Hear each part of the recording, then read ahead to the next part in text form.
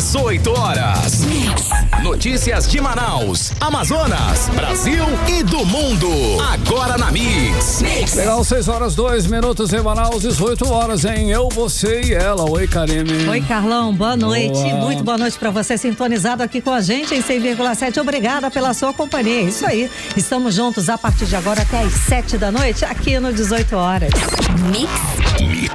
Legal, e lembrando que nós estamos sempre contando com a sua elegante participação aqui no 18 horas. A sua presença é importante. 994887592. Participe conosco.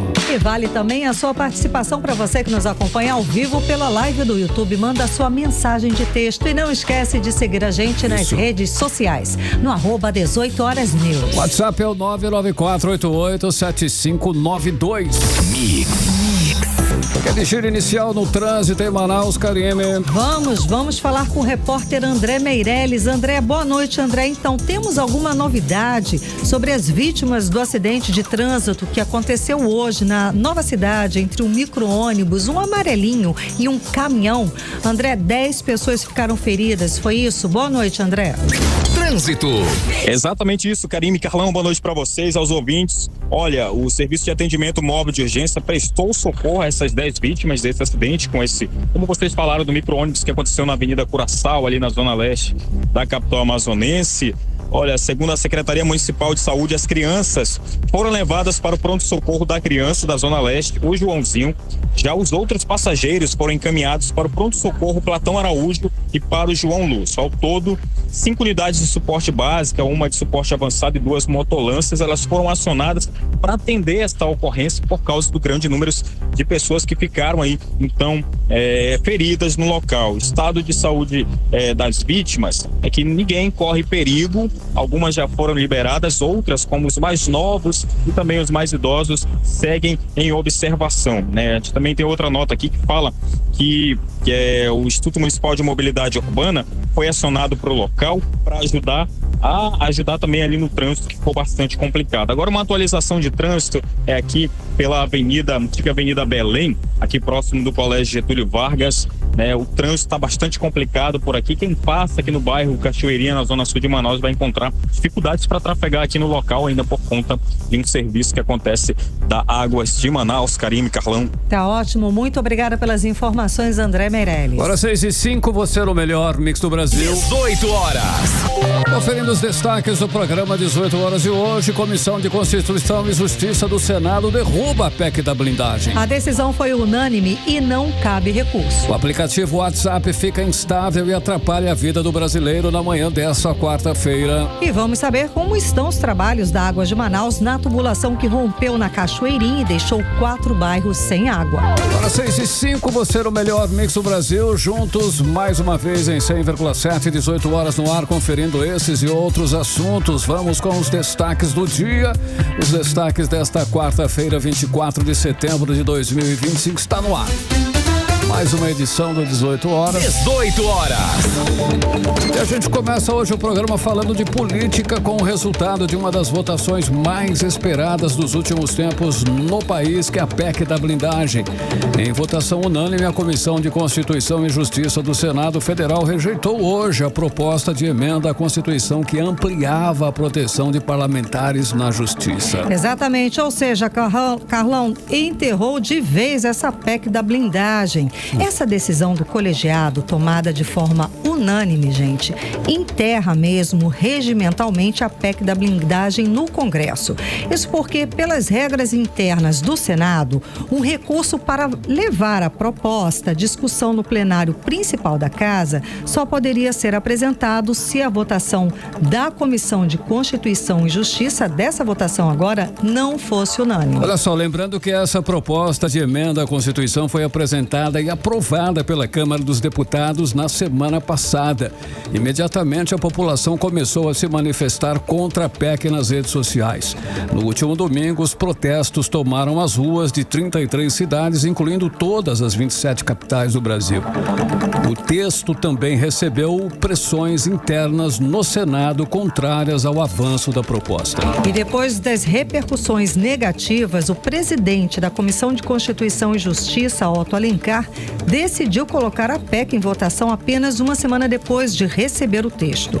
O repórter Kennedson Paes acompanhou a votação e conversa com a gente ao vivo agora no 18 horas. Boa noite, Kennedson. Então, nós chegamos a comentar aqui na segunda-feira que o Otto Alencar disse que iria sepultar essa PEC, não é isso? Foi exatamente o que aconteceu. Conta mais pra gente. Boa noite, Kennedson Paes. Oi, Karime, muito boa noite pra você, pro Carlão, pra todos que acompanham a gente aqui no 18 horas da Rádio Mix Manaus. De fato, a PEC da blindagem foi enterrada e esse foi um termo usado bastante ao longo dessa última semana, falado por diversos parlamentares, até parece que foi ali marcado e também... Uma palavra combinada, enterrado por vários parlamentares que criticavam essa decisão e esse termo foi usado bastante. Essa decisão, ela foi unânime, como você mencionou, Karime, 27 senadores da Comissão de Constituição e Justiça, eles rejeitaram essa proposta que queria dar privilégios a parlamentares e também limitar a ação da Justiça. O relator do caso, que foi o Alessandro Vieira, o senador, ele foi direto e disse que o texto era inconstitucional,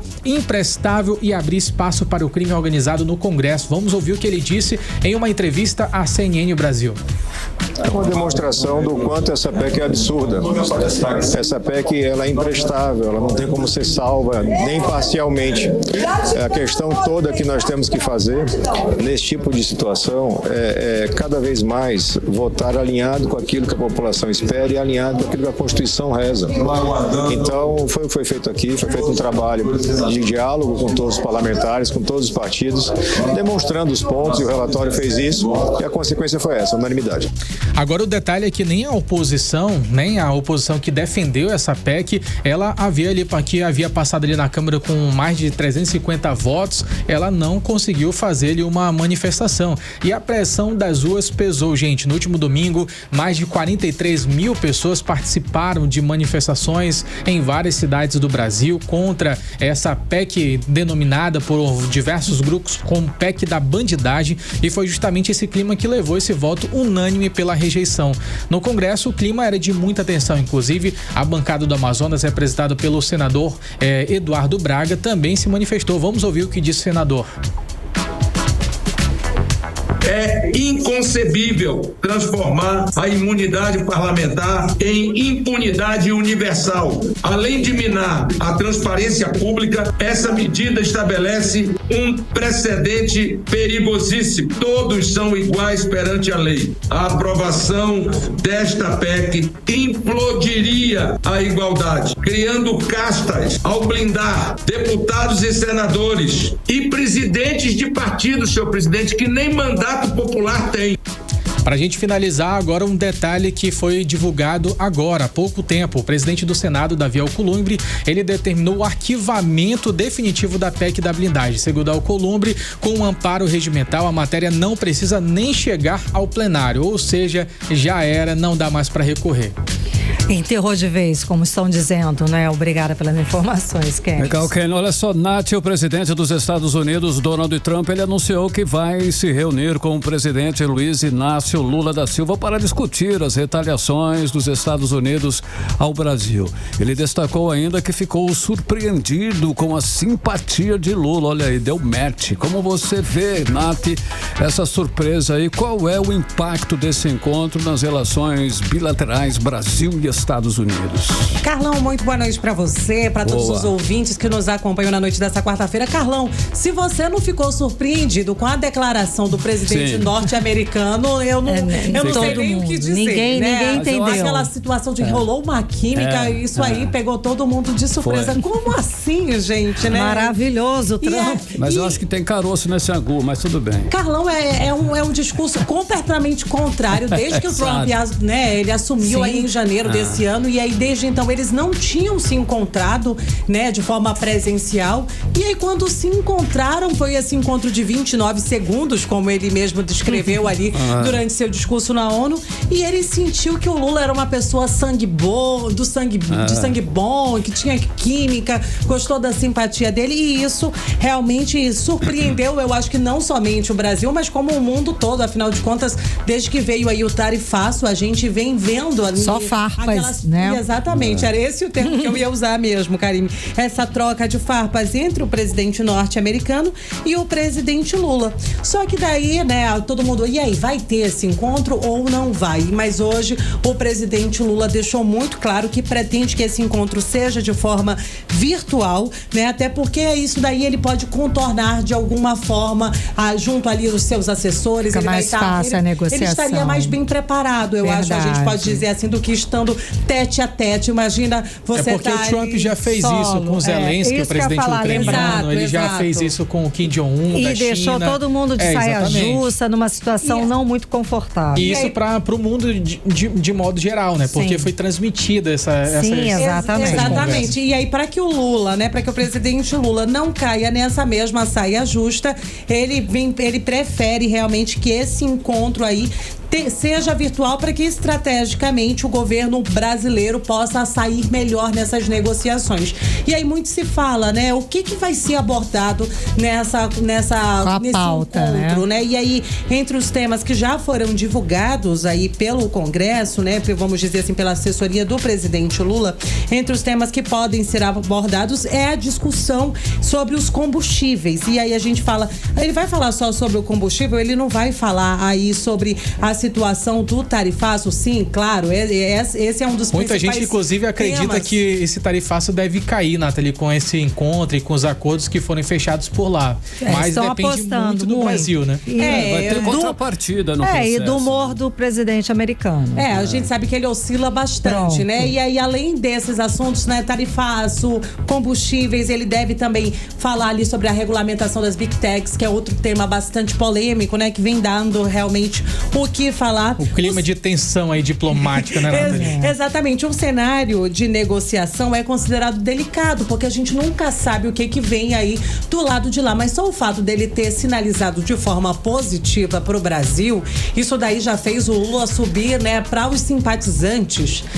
A gente viu, assim, que realmente muita gente sinalizou isso aí como uma possível reeleição para o presidente com em certeza. 2026. Uma virada de jogo para quem estava apostando no Trump como uma bandeira da extrema direita. Então virou o jogo. Só que tem um negócio, gente. Na ratoeira sempre colocado um negócio bonzinho ali para atrair. Estamos falando por no enquanto momento. Ainda não dá para afirmar isso.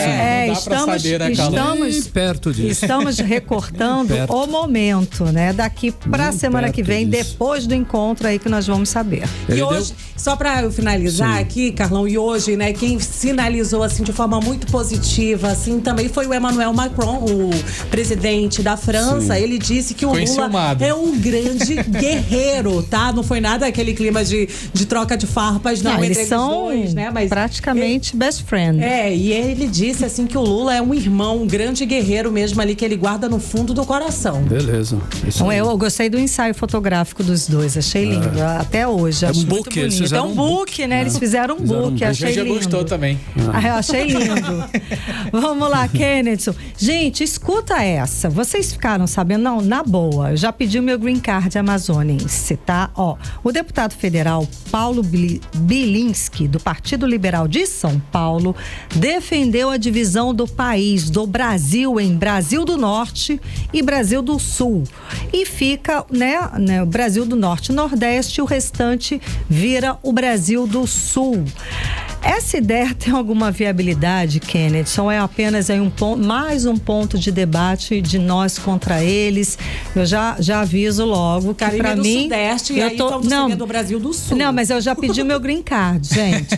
Já tô pedindo aqui meu green card para a região amazônica, aqui para o estado do Amazonas. Então, Karime, não tem sentido, né? Essas declarações, elas de fato tiveram reações imediatas na internet. A internet pegou fogo. É claro que esse discurso radical ali, ele não tem nenhum fato que realmente possa acontecer, não há espaço constitucional para isso, também não tem nenhum tipo de apoio político para que isso aconteça. Só que no mundo imaginário a gente consegue imaginar um cenário muito favorável para a Amazônia e para o Brasil do lado de cá. Norte e Nordeste, perfeito, gente. Para essa declaração, mas, gente, volta e meia. O embasamento é o pior. Só pra gente responder isso daí que a Nathalie falou, o embasamento é o pior possível. É apenas por diferenças políticas, diferença de opiniões políticas. É nisso que ele se argumenta. O Norte e Nordeste vota na esquerda. Eu vou colocar agora aqui para você que tá acompanhando a gente no YouTube, tá acompanhando a gente na rádio, também vai poder ouvir um pouco de como foi essa conversa em um podcast. E a gente consegue entender o que ele quis falar. Vamos lá. Recorta Norte e Nordeste, passa a ser Brasil do Norte, e todos os estados do Centro-Oeste, Sudeste e Sul passam a ser Brasil do Sul. Não, mas aí não, pô. Por que não? Claro que não. Quanto menor o país, mais democrático ele é? Não, vamos separar. Esse país tá muito grande, não tem porquê. Não, tá maluco. Não tem porquê. Eu sou 100% a favor de separar o Norte e o Nordeste do resto do país. Sério mesmo? 100%. Eles votam no Lula, nós votamos no Bolsonaro. Agora, isso é completamente... Que isso, gente. Assim, o pior de tudo isso é porque nas eleições de 2022, o Bolsonaro, ele foi majoritário aqui no... Mas aqui na região norte, então ele conseguiu muitos votos. A nossa capital, né? Exato. Agora, o moço aí não tem nem os números da última eleição para poder embasar. O negócio dele é pessoal, é mais pessoal, provavelmente. Eu acho. Ele quer isso, ele sonha coisa de dividir entre norte e sul. Somos melhores do que o pessoal do norte. Acontece que volta e meia vem algum deputado, vem algum político do sul, do sudeste defender essa ideia. Só gostaria de falar aqui que nós aqui norte, nordeste, estamos muito bem, obrigada. Tudo bem, a gente fica com a nossa água, os nossos recursos naturais. Nossos recursos naturais, nossas praias de águas mornas. Inclusive o sudeste está numa crise hídrica danada, né? Então, pronto. Mas eles podem comprar da gente caso isso aconteça. Que eu ia falar, a gente taxa. Olha aí, a gente taxa, faz uma taxação aí. R$10 o litro. Meu partido é o Amazonas. Meu também, gostei. Vamos lá. Nathalie, o prefeito de Presidente Figueiredo, que é o Fernando Vieira, ele desfiliou-se do Partido Liberal depois de aparecer com o Omar Aziz e Eduardo Braga. Olha aí essa aparição. O que esse movimento aí pode significar para o xadrez político do Amazonas aí para as próximas eleições, Nathalie? Carlão, o Fernandão, como ele é politicamente conhecido, né, é uma pessoa muito forte, né, politicamente falando, para o município de Presidente Figueiredo, né? Ele já foi prefeito do município outras vezes e essa desfiliação pegou muita gente de surpresa porque desde o início da sua carreira política, o Fernandão é de direita, né? Mas não é de hoje que ele realmente vem sinalizando ali para Omar Aziz, para Eduardo Braga, e aí agora, de forma oficial, como o Carlão disse aí, ele se desfiliou do PL e aí em nota ele classificou realmente ali que o PL vem passando por momentos difíceis para quem quer continuar aí uma vida pública, e ele ressaltou ainda que vai deixando o Partido Liberal nesse momento de cabeça erguida, ainda que ele não tenha confirmado para qual partido ele vai a partir de agora. Ele disse que ele vai abrir realmente para uma trajetória com disposição de diálogo para construir novos elos. E aí, no meio dessa discussão, nas últimas semanas, a gente vem vendo ele aí sinalizando e se reaproximando com o grupo político dos dois senadores, Omar Aziz e Eduardo Braga. Inclusive, recentemente, eles fizeram ali uma excursão pela BR-319, onde o prefeito do município de Presidente Figueiredo estava presente. E aí, claro, né, com um cenário já de 2026, a gente não pode deixar de mensurar que ele pode vir aí uma futura filiação aos partidos da base dos dois senadores. Inclusive, em entrevista à Rede Onda Digital, o senador Omar Aziz falou aí sobre essa saída do prefeito Fernandão do PL lá do município de Presidente Figueiredo. Vamos conferir aí o que disse o senador Omar. A candidata do PL um dia antes tinha lançado a pré-candidatura dela também. Como vai ser essa postura? Embora sejam todos seus amigos. Fernando é meu amigo há muitos anos e já comunicou ao presidente do partido que me apoia. Isso ele disse para mim, então não é segredo. E caso o presidente do partido não esteja satisfeito com o apoio que ele me dá, ele sai do partido e acabou. Resolvido o problema. Essas pessoas não estão me apoiando por causa do hoje. Elas estão me apoiando por causa de uma história que elas têm comigo. Okay? Então, veja bem, quando você tem uma história com uma pessoa, você gosta dessa pessoa, você ajuda essa pessoa. Então, eu tenho uma história. 18 horas. Karine, Carlão e ouvintes, Antes, né, a gente ouviu aí a fala do senador Omar Aziz falando aí sobre essa saída do prefeito Fernandão do PL, né, do Partido Liberal, saiu da direita e tá sinalizando realmente para os dois senadores que são os candidatos do presidente Lula, mas eu não posso encerrar aqui. Mas ele vai continuar na direita, porque PSD e PMDB é direita, não é esquerda. Não é tão extrema esquerda. Não, eles são centrão. Mas é porque, gente, eles fazem parte de um novo grupo, que é o Amazonas Forte de novo. Exato, que aí abrange vários partidos. É o que não o só. senador Omar Aziz que está liderando e está falando. Não é um não é de direita ou esquerda. Partidos Exato. políticos. É um grupo neutro em prol do Amazonas. Mas ele sempre teve uma visão muito de direita, né? E aí pro centrão a gente meio que fica... exatamente. Essa é a grande fica surpresa. No muro, na Berlinda. Mas eu não posso deixar de encerrar, Carlão, né? Sem falar que o senador Omar Aziz foi o primeiro líder partidário a votar hoje aí contra a PEC da blindagem. Ele que desde sempre se posicionou, né, de forma muito crítica, muito crítico e incisivo, né? A decisão que tinha vindo aí da Câmara dos Deputados. E é claro que ele também comemorou muito o enterro de vez dessa PEC da blindagem, Carlão. Tá ótimo. Muitíssimo obrigada, Kenneth Sampaio e Nathalie Moraes. Valeu, Ken. Valeu, Nathalie. 6h23. Você no melhor mix do Brasil. 18 horas. Olha só, Karime Leão e ouvintes, mais um problema de infraestrutura em Manaus, em uma tubulação da Águas de Manaus rompeu na Avenida Marciano Armon, na Cachoeirinha, e deixou 4 bairros sem água nesta quarta-feira. Olha a situação, Karime. Imagina o sufoco, Carlão, nesse calorão que fez hoje, né? Esse vazamento abriu uma cratera na avenida e deixou aí sem água os bairros da Cachoeirinha, Petrópolis, Raiz e Japim. Olha, e a Agência Reguladora dos Serviços Públicos Delegados de Manaus, que é a AGEMAN, já informou que vai notificar a empresa para explicar a causa do vazamento e as providências que devem ser tomadas, né, Karine? Exato. Detalhe, tá? A empresa Águas de Manaus já foi multada pelos sucessivos rompimentos na mesma tubulação. O repórter André Meirelles está ao vivo no local e dá agora as últimas atualizações pra gente a respeito do assunto. Boa noite, André. Então, como é que estão os serviços? Já acabou? O trânsito já foi normalizado? Conta pra gente. Boa noite. Muito boa noite, Karime, Carlão, os ouvintes. Olha, o serviço continua por aqui ainda, não terminou não, o trânsito por aqui tá um caos, tem bastante retenção aqui no local. A situação é de caos aqui na rua Marciano Armon, aqui no bairro Cachoeirinha, na zona sul de Manaus, né? Por causa aí, como vocês já adiantaram, essa tubulação que estourou logo cedo por volta das 6 da manhã.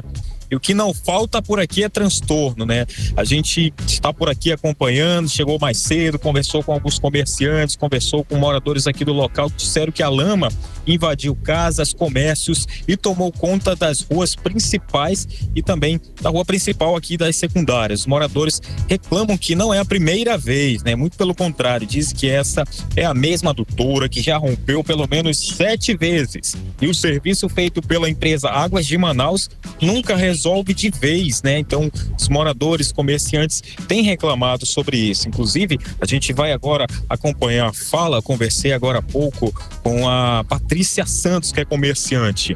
Essa adutora rompeu bem em frente ao comércio dela. Vamos acompanhar. Nem Águas de Manaus dão um jeito a respeito disso.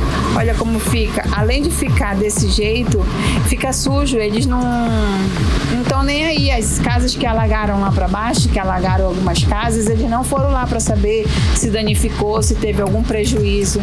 Então é uma coisa muito constrangedora pra gente. Se a gente procura nossos direitos, a gente não tem. A gente nunca é ouvido a esse respeito. A senhora tem um comércio bem em frente onde aconteceu, né, o rompimento aqui, essa obra que está acontecendo, isso atrapalha uma movimentação? Atrapalha a movimentação. No caso, eu abro às 7. No caso, não deu para abrir às 7 horas da manhã por causa da água, bastante água, os carros passando e jogavam água para dentro do comércio.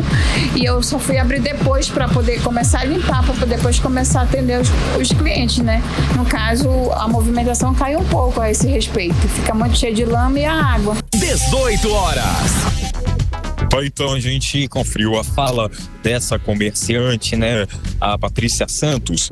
Olha, Karime Carlão, a empresa Águas de Manaus informou que já concluiu o reparo na tubulação de grande porte que rompeu hoje mais cedo aqui na Avenida Marciano Armon e que agora as equipes estão fazendo a limpeza e o reaterro da via que deve ser liberada daqui a pouco, né? Agora, sobre a situação da água ainda não voltou aqui pelos bairros próximos, como Cachoeirinha, aqui também o bairro São Francisco, Petrópolis, os bairros próximos onde aconteceu aqui no local, e a previsão é que assim que concluir o serviço, que ainda não terminou, aí comece a voltar aí, aos poucos para os bairros. A gente também está aqui nesse trânsito, só atualizando para quem vai passar pela Avenida Marciano Armon, aqui próximo do Colégio Getúlio Vargas. É por aqui que aconteceu então o rompimento dessa adutora, onde, como os moradores falaram, de vez em quando acontece essa situação e o trânsito é complicado por aqui, bastante carregado. Karime, Carlão. Muito obrigada pelas informações, André Meirelles. Ou seja, se puder, evita a região, né? E seguem sem água. Marciano Armon. Exato, e seguem sem água. Cachoeirinha, Petrópolis, Raiz e Japim. Para 6h27, você no melhor mix do Brasil. 18 horas. Uma operação conjunta contra crimes ambientais reúne IBAMA, ICMBio e FUNAI em 7 municípios do Amazonas. Carlão, os órgãos monitoram e fiscalizam 13 terras indígenas, unidades de conservação ambiental e áreas estratégicas no interior do estado. Vamos acompanhar os detalhes agora com Diné Araújo. Os municípios de Borba, Careiro Castanho, Maitá, Lábrea, Pauinica, Nutama e Tapauá foram alvo de uma mega operação de monitoramento e fiscalização ambiental. Organizada pelo IBAMA, Instituto Brasileiro do Meio Ambiente, a ação teve a parceria do ICMBio, que é o Instituto Chico Mendes, e também da FUNAI. As equipes atuaram em áreas estratégicas como unidades de conservação e terras indígenas, onde vivem comunidades ribeirinhas e povos tradicionais. O foco foi proteger espécies ameaçadas como o pirarucu e os quelônios, tracajás, tartarugas e iaçás. A ação resultou em apreensão de quelônios, ovos, redes, motores, embarcações e madeira retirada de forma ilegal, de acordo com o superintendente do IBAMA no Amazonas, Joel Araújo. Os resultados da fiscalização também são muito relevantes. 3.324 ovos apreendidos, 335 quelônios entre tartarugas, tracajás e iaçás. Então, com certeza, isso se reflete também em maior segurança para as comunidades, para tentarem dar continuidade e melhorar aí a sua atuação na proteção dos territórios.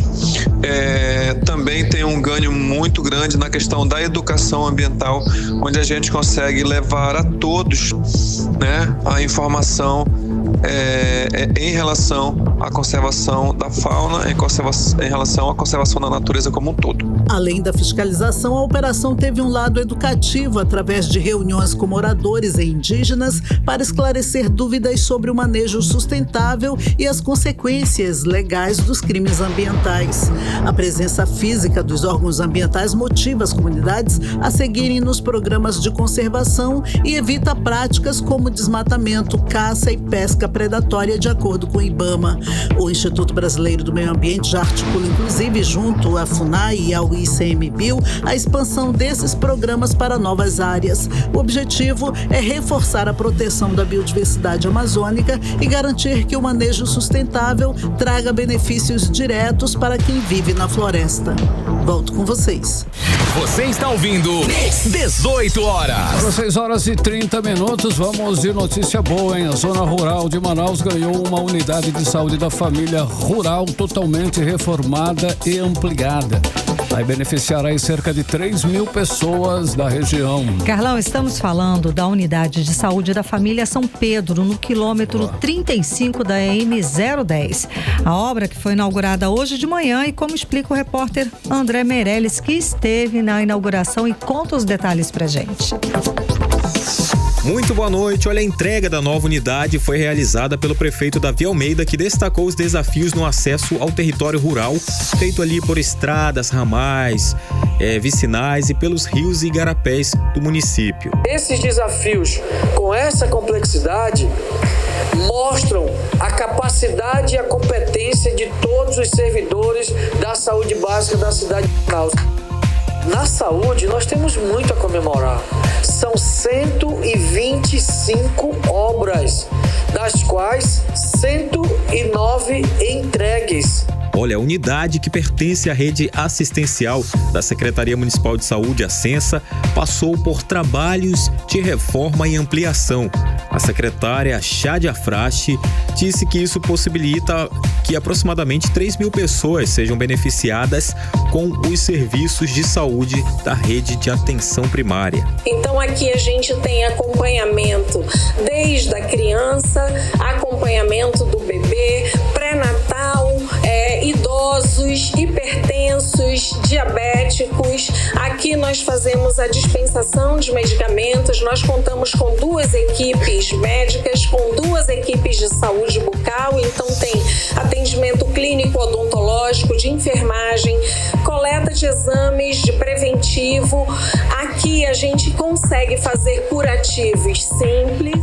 E a reestruturação permitiu que a área física fosse ampliada de 64 metros quadrados para 170 e dobrando a capacidade.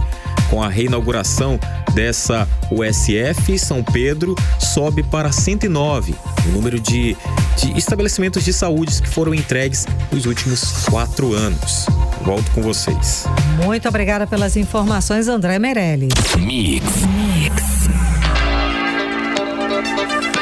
E daqui a pouco aqui no 18 horas, o aplicativo WhatsApp fica instável e atrapalha a vida do brasileiro na manhã dessa quarta-feira. É o nosso assunto em instantes.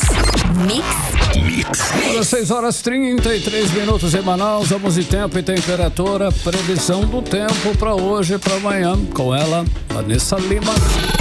Previsão do tempo. Boa noite, Karime Carlão, e a todos que acompanham a previsão do tempo aqui com a gente no 18 horas, quarta-feira, de céu alternando entre sol forte e sol mais forte, tô brincando, e algumas nuvens. O que não mudou, o calor de 34 graus que dominou o nosso dia. À noite, a temperatura cai para os 26 graus, mas ainda assim a sensação vai ser de uma noite quente e abafada e sem previsão de chuva.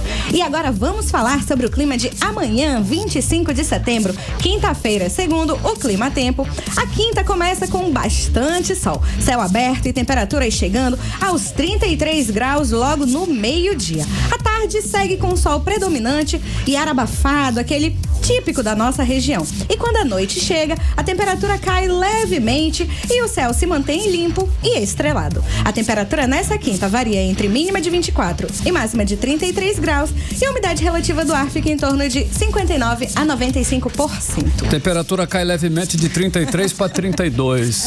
Levemente, Carlão.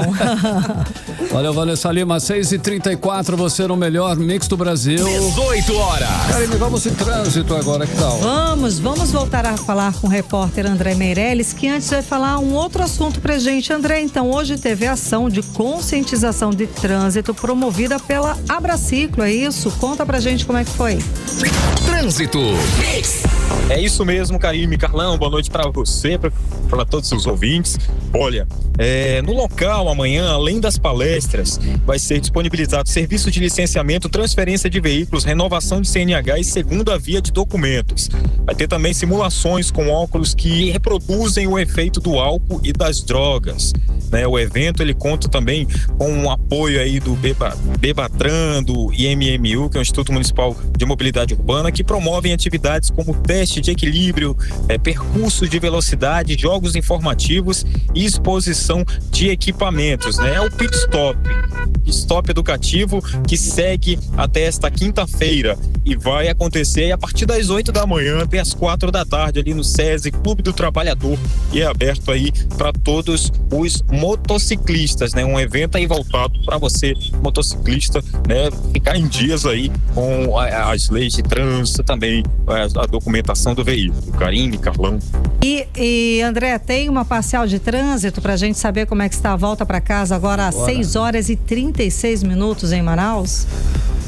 Tem sim, Karime, Carlão, aqui pela Avenida Humberto Calderaro, O trânsito também, o reflexo que vem, daqui da antiga Rua Belém aqui para Humberto Calderaro, faz com que o trânsito fique bastante carregado. E também tem vários pontos de lentidão nesse momento pela Avenida Humberto Calderaro, principalmente também quando vai se aproximando da passagem de nível ali da Efigênio Salles, o trânsito complica ainda mais. Karime, Carlão. Muito obrigada, André Meirelles. Agora 6h36 em Manaus. 18 horas. E a gente segue falando de trânsito. Sobre o trânsito, escuta só a ironia. Na mesma semana em que o Amazonas foi considerado o estado com o trânsito mais perigoso do Brasil, Manaus sediou um encontro para pensar justamente, Karime, soluções e mudar esse cenário. Necessário, não é, Carlão? Foi o segundo seminário de segurança no trânsito e teve como foco o treinamento para prevenir acidentes e proporcionar um trânsito mais seguro para todos. Rodinei Araújo traz pra gente os detalhes.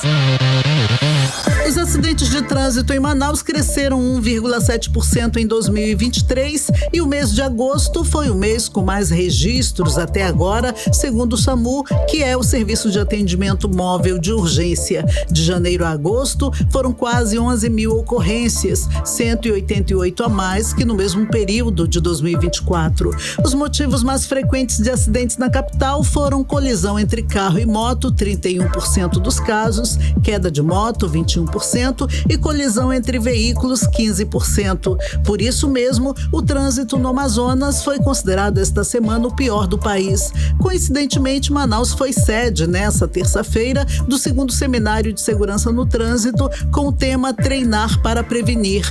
O evento reuniu autoridades, especialistas e representantes do setor de transporte para discutir como a qualificação dos motoristas e o uso de novas tecnologias podem salvar vidas nas ruas e rodovias. O encontro aconteceu no SEST Senat e trouxe palestras e debates que reforçaram a mensagem de que o trânsito só melhora quando há investimento em agente e também em inovação. Segundo o diretor do SEST Senat, Elton Flecha, treinar motoristas é cuidar da vida de todos que circulam pelas cidades e estradas. Segundo o Observatório Nacional de Segurança Viária, o Amazonas ficou como último lugar, em segurança viária do Brasil. Uma das coisas que a gente que contribui com isso é a educação no trânsito, Tanto que a nossa nota de educação no trânsito ela foi 0, ficamos em último nessa nota. Então eu acredito que essa é um dos principais fatores. Como a gente pode reverter isso? Bom, é treinando, Treinando as pessoas, treinando principalmente cada um fazendo a sua parte. Hoje o SEST Senat que representa o setor empresarial, Então o setor empresarial tendo consciência disso, levando seus funcionários, dando condições para que eles treinem. A programação destacou justamente o papel do treinamento psicossocial contínuo e a importância de ser não apenas um bom motorista, mas um bom cidadão capaz de tornar o trânsito mais humano, mais responsável e também mais seguro. No período de 1º de janeiro a 1º de setembro deste ano, foram registradas 167 mortes por acidentes de trânsito em Manaus. Apesar de alto, o número foi 29% menor que em 2024, quando as mortes no trânsito chegaram a 236 em 9 meses. As vias que concentraram o maior número de vítimas fatais neste ano foram as avenidas José Lindoso, que é a Avenida das Torres, a Torquato Tapajós, Cosme Ferreira, Avenida Brasil e também a Rodrigo Otávio. Volto com vocês. Muito obrigada. Você está ouvindo 18 horas. 6h40 em Manaus. 18 horas. Olha só, Karime Leão, teve gente ficando desesperada hoje de manhã. O que fazer? Cadê o meu WhatsApp? O WhatsApp deu aquela bugada, imagina, hein? Apresentou instabilidade tanto no celular quanto na web. Em muitos casos, aí a página simplesmente não carregava, dando a impressão de que era falha na internet do usuário, Karime. Uma confusão total, né, Carlão? Imagina, relatos apontam que os usuários de todo o Brasil foram afetados. A maior parte dos problemas, cerca de 75%, foi no envio de mensagens. Outros 16% eram de conexão com o servidor e 9% no envio de mídias. Olha, segundo o site Down Detector, as primeiras notificações começaram por volta das 9 horas da manhã. Pouco depois das 11, o site já acumulava quase 1.000 reclamações sobre o WhatsApp. E o aplicativo, o WhatsApp, ainda seguiu instável durante toda a tarde. Até o fechamento dessa edição, a gente ainda não conseguiu ter a resposta da Meta a respeito do motivo que causou essa instabilidade. Que houve? Por falar em WhatsApp, Karime, a Meta lançou aí um novo recurso para o aplicativo de tradução de mensagens de texto. O serviço começou a ser disponibilizado para a maior parte dos usuários no dia 23 de setembro. Carlão, e com a nova ferramenta é possível traduzir mensagens em conversas individuais, grupos e canais diretamente no aplicativo, como explica o repórter André Meirelles. Olha, a nova função atualmente traduz somente textos, não sendo compatível com áudios. A lista de idiomas varia conforme o sistema operacional. Por exemplo, no Android estão disponíveis os idiomas inglês, espanhol, hindi, português, russo e árabe. No iOS, o aplicativo oferece 19 idiomas, incluindo francês, japonês, chinês, turco, coreano, entre outros.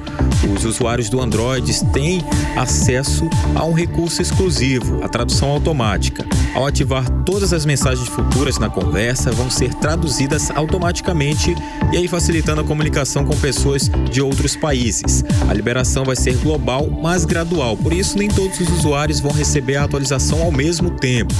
Aí para usar basta pressionar a mensagem, tocar em traduzir e escolher o idioma desejado. O app vai fazer download da tradução para uso futuro. Isso também vai ajudar a comunicação com turistas. Legal, né, Karine, Carlão, volto com vocês. É bacana, é uma ferramenta a mais. Uma facilidade, né, Carlão? Daí você pode viajar para o mundo inteiro. Exatamente. 6h42, você no melhor mix do Brasil. 18 horas. Olha só, o Dia das Crianças está chegando, Karine ouvintes, e falta em menos de 20 dias e essa continua sendo uma das datas mais movimentadas do comércio, impulsionando aí a procura por presentes, aquecendo o setor. Carlão, e uma pesquisa do Instituto Fecomércio Empresariais aqui do Amazonas mostrou que 98% dos consumidores entrevistados pretendem presentear nessa data. Olha só, Karine, para saber mais sobre o impacto dessa expectativa nas lojas de Manaus, a gente chama agora a repórter Vanessa Araújo. E Vanessa, é o seguinte, o que os lojistas estão fazendo para se preparar aí para esse movimento todo aí esperado? Vanessa.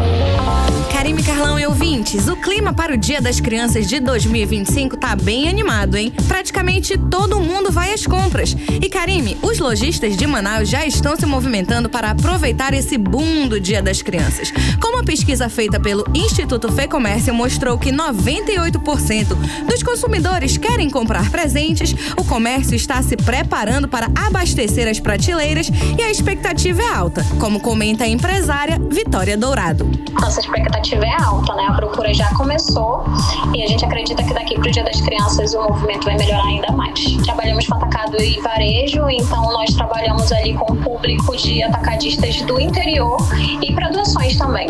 E realmente a maioria gosta mesmo é de deixar tudo para a última hora. Mais da metade, 55% dos entrevistados pretende comprar na semana da comemoração e os outros 21% só na véspera. Tem até quem deixe para o próprio dia, cerca de 9%. Planejamento antecipado? Temos, mas só 15% se organizam com até 2 semanas de antecedência. Quando o assunto é quem vai ganhar presente, os filhos e enteados lideram a lista com 52% das intenções. E apesar do crescimento do comércio online, a tradição ainda fala mais alto. 89% vão às lojas físicas. O presidente da Fecomércio, Aderson Frota, comenta sobre esses números. Normalmente, os presentes são dirigidos aos filhos, aos sobrinhos, aos afilhados, a todas as pessoas que realmente compõem todo o seio da família. A maioria são filhos. Hoje, o consumidor, em função de alguns acontecimentos que geram dúvidas, que geram alguns problemas, o consumidor acha que 89% é preferível que as compras se realizem nos estabelecimentos comerciais em vez de ser online. E olha que interessante, 55% dos consumidores vão comprar apenas um presente, mas 45% pretendem levar mais de um item para casa. E o que as crianças mais vão ganhar? Claro, brinquedos e jogos aparecem no topo da lista com 31% das escolhas. Em seguida vem roupas, calçados e até bicicletas e patinetes. Agora falando de valores, a maioria vai gastar entre R$81 e R$250. Na hora de pagar, o consumidor manauara mostra a preferência pelo pagamento à vista, seja em dinheiro ou Pix, com 49% das intenções. Mas o cartão de crédito também tem força, usado por 45% dos entrevistados. E não é à toa que o Dia das Crianças é considerada a terceira maior data do calendário comercial do Amazonas. Ou seja, vem aí um Dia das Crianças movimentado, cheio de presentes, lojas cheias e aquele corre-corre típico de quem deixa tudo para a última hora. Volto com vocês. Tipicamente brasileiro, né? Deixar tudo pra última hora, né, Carlão? Isso aí. Valeu, Vanessa Lima. Mix. E a Secretaria de Cultura e Economia Criativa definiu por meio de sorteio, hoje, quarta-feira, a ordem do desfile das escolas de samba do Grupo Especial de Manaus. O desfile está marcado para acontecer no dia 14 de fevereiro, sábado gordo de carnaval. Então, o sorteio ficou assim. Em primeiro lugar, quem abre o carnaval aqui das escolas do Grupo Especial é a Presidente Vargas. Logo depois, Andança de Ciganos. Em terceiro, a Grande Família. Em quarto, vem o Reino Unido da Liberdade. A quinta escola a desfilar, Mocidade Independente de Aparecida. Logo depois, Vila da Barra. Em sétima, Vitória Régia. E encerrando esse dia de desfiles das escolas do Grupo Especial, Unidos do Alvorada. 6h47, você no melhor mix do Brasil. 18 horas. Olha que absurdo, hein? Uma mulher foi presa em Manaus acusada de torturar os 3 enteados. A prisão aconteceu nesta terça-feira no conjunto Campos Sales, no Tarumã, para cumprir a prisão definitiva. Bom, o repórter André Meirelles acompanhou esse caso, traz agora pra gente mais informações. Então, André, a mulher que era madrasta das vítimas chegou a causar fraturas no crânio e na costela de uma das crianças que na época tinha 2 anos, é isso, André? Muito boa noite, isso mesmo. Olha, segundo a Polícia Civil, a mulher que era madrasta das vítimas chegou a provocar fraturas no crânio e na costela de uma criança de 2 anos. O caso veio à tona quando um médico, ao atender a criança na emergência, constatou as lesões graves e outras já cicatrizadas. As investigações também apontaram que a madrasta submetia outras 2 crianças, de 5 e 8 anos, à tortura como forma de castigo. Na sentença final, a mulher foi condenada a 9 anos, 11 meses e 29 dias de prisão. O pai das crianças também foi condenado e deverá cumprir prestação de serviços à comunidade. Eu conversei com o advogado criminalista Luan Mendes para explicar pra gente em que momento o crime acontece, ou seja, quando é lição, quando é maus tratos e tortura. O crime de maus tratos, ele acontece quando aquele que tem a guarda acaba abusando do direito de corrigir. E essa correção pode acontecer para fins educacionais e ele acaba indo além daquilo que era para fazer. Acaba batendo e aí é quando então acaba ficando caracterizado o crime de maus tratos. E é muito importante entender que existe uma distinção entre o crime de maus tratos e o crime de tortura, porque a tortura, a pessoa acaba praticando um castigo com o intuito específico de fazer com que a criança sofra. A partir do momento em que essa conduta passa a acontecer, seja de maneira reiterada, já é passível de responsabilização assim que as autoridades tomem conhecimento. Importante também, Karime e Carlão, para fazer denúncias de maus tratos contra as crianças, é só ligar para o Disque 100. O serviço é gratuito, funciona 24 horas por dia e a denúncia pode ser feita de forma anônima. Já naquelas situações de emergência, pode acionar a Polícia Militar pelo 190. Também é possível procurar o Conselho Tutelar e a Delegacia de Proteção à Criança e Adolescente. Volto com vocês. Muito obrigada pelas informações, André Meirelles. Agora 6h50, você no melhor mix do Brasil. 18 horas. Economia.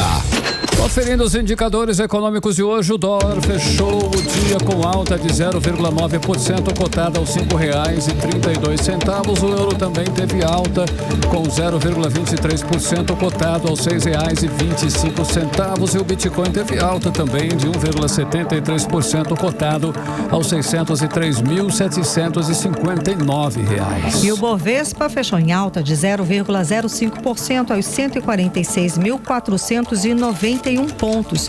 E, Carlão, um total de 44.273 aposentados e pensionistas aqui do estado do Amazonas que tiveram descontos feitos sem autorização em seus benefícios do INSS já receberam os valores de volta de forma integral e com correção pela inflação IPCA. Ao todo, mais de 34 milhões de reais já foram pagos aos beneficiários do INSS aqui no estado do Amazonas que aderiram ao acordo proposto pelo governo do Brasil e homologado no Supremo Tribunal Federal. Até o dia 23 de setembro, aqui no Amazonas, 48.271 aposentados e pensionistas aderiram e 91,72% deles já receberam. Em todo o Brasil, o governo federal já garantiu a devolução de 1,53 bilhão de reais para os aposentados e pensionistas que foram prejudicados. Justo, uma boa notícia. Justíssimo, claro, e foi rápido até, né, Carlão?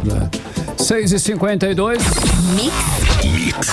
Você no melhor Mix do Brasil. Lembrando, querido ouvinte, você pode participar do programa 18 horas. É só acionar aí o nosso WhatsApp, que é o 994887592. Está sempre liberado para você, sempre valendo a sua participação, a sua presença aqui no melhor Mix do Brasil. E nas redes sociais estamos no @18horas_news.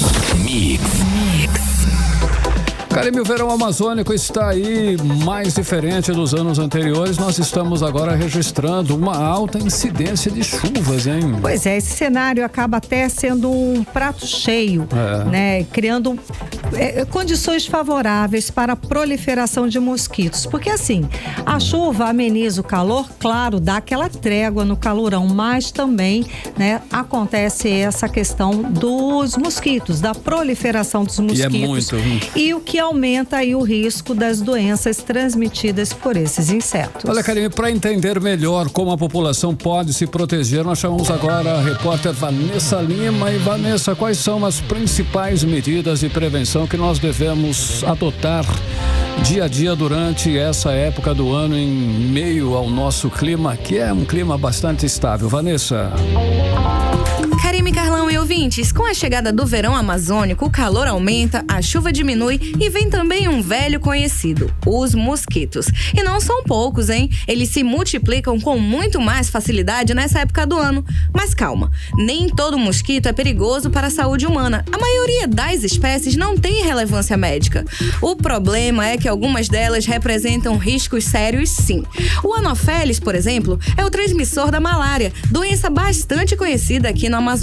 A infectologista Flor Martinez comenta sobre os sintomas da doença. A população já conhece como é um caso típico de malária, que é uma febre que é precedida de calafrios, que é acompanhada com uma dor de cabeça intensa, que tem um paciente sua muito. Essa é a forma de apresentação clínica típica da malária. O amazônida já conhece. Já o famoso mosquito palha é responsável pela leishmaniose, o que pode causar feridas difíceis de cicatrizar. E claro, não dá para esquecer do Aedes aegypti, o mais conhecido de todos, que circula nas cidades e transmite a dengue, a zika, chikungunya e até febre amarela. Nesse cenário, a palavra-chave é prevenção. É muito importante eliminar água parada de pneus, vasos e garrafas, manter quintais limpos e usar repelente e telas de proteção nas casas, principalmente em áreas próximas a igarapés. E não para por aí, hein? Cuidar da saúde também é uma forma de proteção. Uma boa alimentação e uma vida ativa ajudam a fortalecer a imunidade. E mesmo com todos esses cuidados, é essencial ficar atento aos sinais de alerta. A febre é o sintoma mais comum, mas dores abdominais, vômitos e sangramentos também exigem atenção imediata. A infectologista lembra que o diagnóstico rápido faz toda a diferença. Hoje em dia, ele pode contar com diagnósticos que é feito próximo à sua residência, nas UBSs, mais próximo de onde eles moram. Isso facilita com que o diagnóstico seja mais precoce e que os pacientes não evoluam para formas mais graves.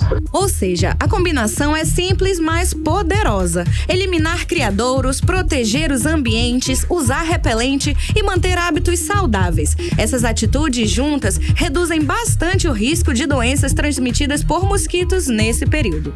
Volto com vocês. Muito obrigada, Vanessa Lima. Agora 6 horas e 56 minutos, você está no melhor Mix do Brasil. 18 horas. Esporte.